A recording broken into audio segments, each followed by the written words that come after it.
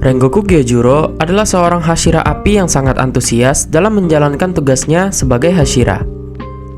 Dia sangat membanggakan teknik berpedangnya yang luar biasa yang dia peroleh dari latihan dan disiplin yang ketat. Dia juga adalah seorang pejuang terhormat yang berpegang pada kode moral dan prinsip yang ditanamkan oleh ibunya.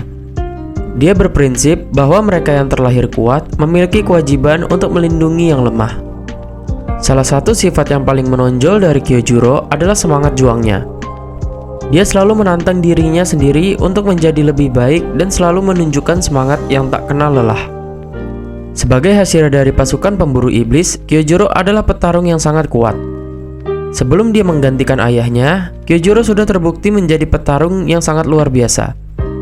Dia berhasil membalaskan kematian 9 pemburu iblis yang mati karena Flood Demon seorang diri dan kemudian berhasil mengalahkan iblis bulan bawah 2, Hairo.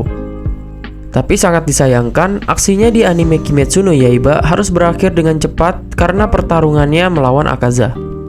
Di video kali ini, kita akan membahas tentang kisah singkat perjalanan hidup Hashira Api Rengoku Gyojuro. Sebelum kita lanjut ke videonya, ada baiknya kalian subscribe dan nyalakan tombol notifikasinya agar kalian tidak ketinggalan video terbaru dari kami.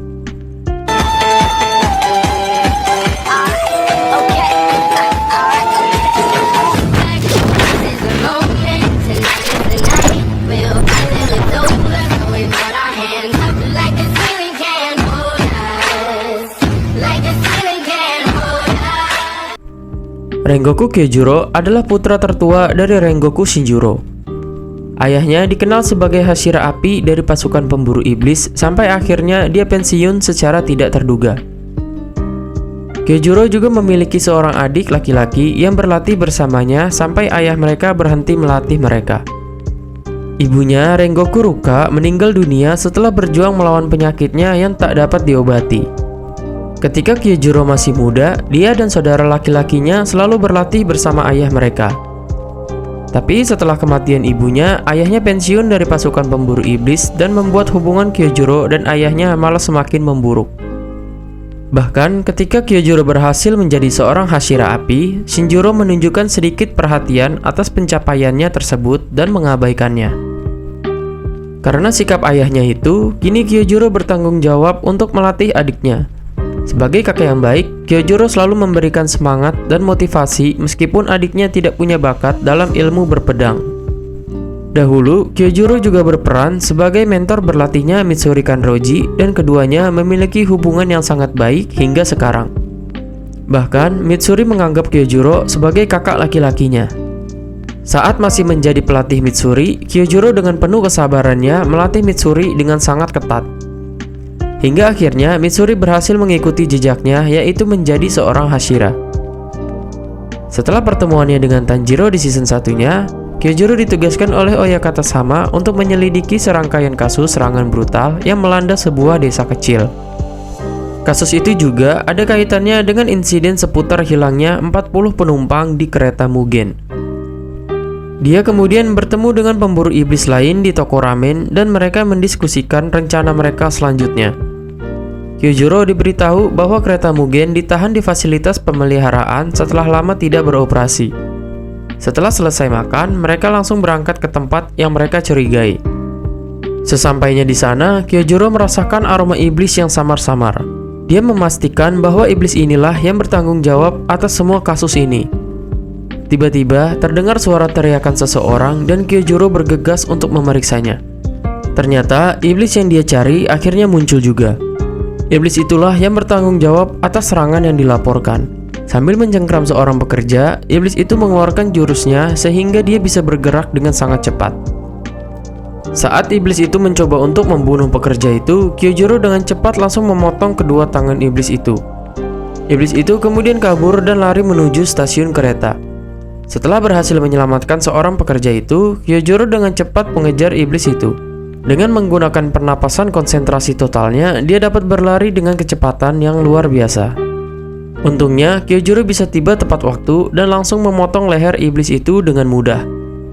Saat Kakushi tiba di tempat kejadian, Gyojuro memastikan bahwa iblis tersebut telah mati dan kereta Mugen akan beroperasi keesokan harinya. Besoknya, saat matahari terbenam, Kyojuro menaiki kereta Mugen untuk memulai penyelidikannya. Saat sedang menyantap makanannya, dia bertemu dengan Tanjiro dan kawan-kawan. Kemudian, kondektur kereta mendatangi mereka berempat untuk mencap tiket mereka. Setelah itu, Kyojuro merasakan kehadiran iblis di dalam kereta tersebut. Tapi, bisa dengan mudah Kyojuro mengalahkan iblis-iblis itu. Beberapa waktu kemudian, mereka berempat tertidur akibat terpengaruh jurus darah iblis milik Enmu. Saat sedang tertidur, mimpi Kyojuro dimasuki oleh seorang anak kecil suruhan Enmu untuk menghancurkan inti jiwa milik Kyojuro. Tapi usaha anak itu sia-sia karena Kyojuro mempunyai tingkat kewaspadaan yang sangat tinggi sehingga anak itu gagal untuk melakukan tugasnya. Dan setelah terbangun dari tidurnya, Kyojuro memerintahkan Tanjiro untuk mencari kepala iblis tersebut, sementara Kyojuro bertugas melindungi para penumpang di dalam gerbong. Singkat cerita, Tanjiro berhasil mengalahkan iblis Enmu dan semua penumpangnya selamat. Kyojuro yang melihat Tanjiro terluka menyuruhnya untuk menggunakan pernapasannya untuk menutup luka tersebut. Tidak lama setelah itu, datang iblis bulan atas 3 Akaza. Kyojuro dengan sigap melindungi Tanjiro yang akan diserang Akaza. Lalu pertarungan antara Kyojuro dan Akaza pun terjadi. Di sini Kyojuro masih bisa bertarung dengan penuh semangat setelah melindungi banyak orang di dalam gerbong kereta. Berbagai jurus telah dia gunakan untuk melawan Akaza. Tapi Akaza bisa dengan mudah meregenerasi kembali anggota tubuhnya yang terpotong. Di tengah pertarungannya, Akaza berhasil melukai mata Kyojuro.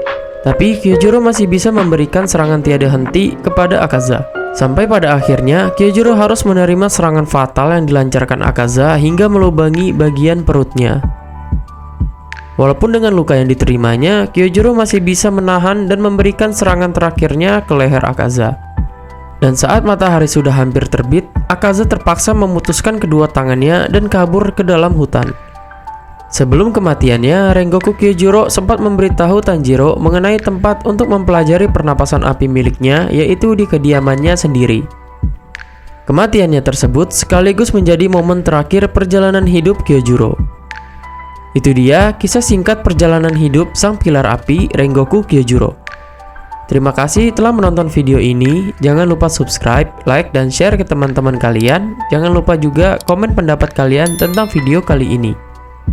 Sampai jumpa di video-video berikutnya. Bye-bye.